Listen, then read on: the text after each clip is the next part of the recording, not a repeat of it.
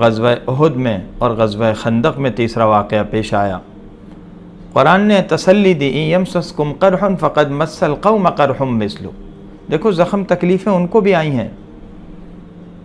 آج اسرائیل جس اندرونی اور خارجی خلفشار اور انتشار کا شکار ہے، تاریخ میں شاید اس پر یہ وقت کبھی نہیں آیا۔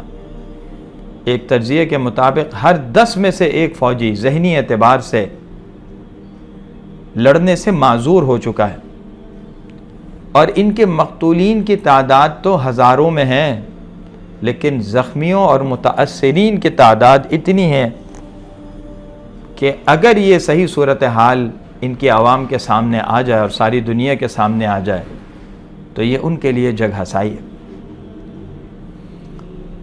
تو قرآن نے تسلی دی اور پھر یہ کہا وَتِلْكَ الْأَيَّامُ نُدَاوِلُهَا بَيْنَ النَّاسِ، یہ گردش زمانہ ہے، حالات تو عدلتے بدلتے ہیں، کبھی فتح کبھی شکست، کبھی خوشی کبھی غمی، کبھی آسانی کبھی سختی، یہ تو ہوتا ہی ہے۔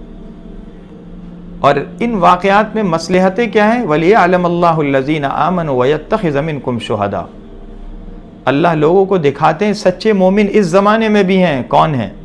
لوگوں کو پتہ چل گیا۔ اللہ تعالیٰ شہادت کا درجہ عطا فرما رہے ہیں، بہت سو کو اونچے درجے کی شہادت دے رہے ہیں۔ وَلِيُمَحِّصَ اللَّهُ الَّذِينَ آمَنُوا وَيَمْحَقَ الْكَافِرِينَ، مومنوں کو گناہوں سے اور کمزوریوں سے پاک اور صاف کر کے اعلیٰ درجات دیے جا رہے ہیں، اور کافروں کا صفایا ہو رہا ہے۔ تو ان حالات میں ہمارے لیے تسلی بھی ہے۔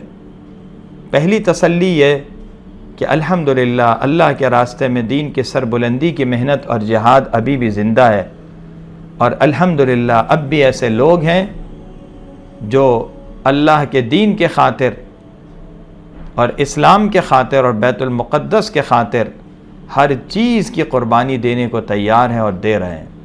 وہ صرف اللہ کی رضا چاہتے ہیں، دنیا کے مفادات اور دنیاوی طاقتوں کا ڈر اور خوف ان کے لیے کوئی معنی اور کوئی حیثیت نہیں رکھتا۔ اور دوسری بات یہ ہے کہ اللہ تعالی قیامت تک ایسے لوگوں کو رکھیں گے۔ اللہ تعالی نے ہمیں غزہ والوں کی شکل میں وہ جماعت دکھا دی ہے جن کے بارے میں نبی کریم صلی اللہ علیہ وسلم نے فرمایا تھا کہ میری امت کی ایک جماعت قیامت تک اللہ کے دین پر قائم رہے گی۔ اور حضرت علامہ انور شاہ کشمیری رحمۃ اللہ علیہ فرماتے ہیں کہ اس سے مراد مجاہدین ہیں، اللہ کے راہ میں جہاد کرنے والے ہیں۔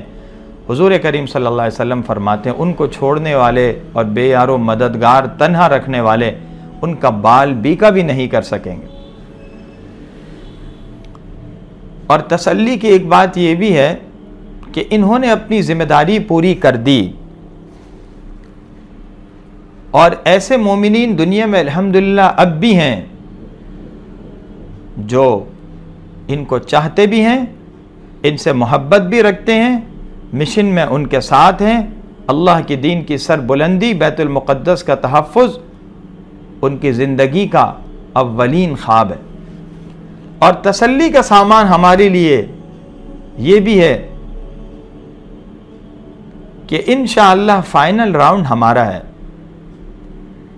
جب دجال کو ظہور ہوگا وہ سب سے آخری مارکہ ہوگا، اور حدیث پاک میں آتا ہے کہ جب حضرت عیسیٰ علیہ السلام تشریف لائیں گے اور دجال کو لد مقام پر، جو آج اسرائیل کا شہر ہے، اس کے دروازے پر قتل کریں گے، تو اس کے بعد مسلمان ان کے ساتھ مل کر ایک ایک یہودی کو اور دجال کے پیروکار کو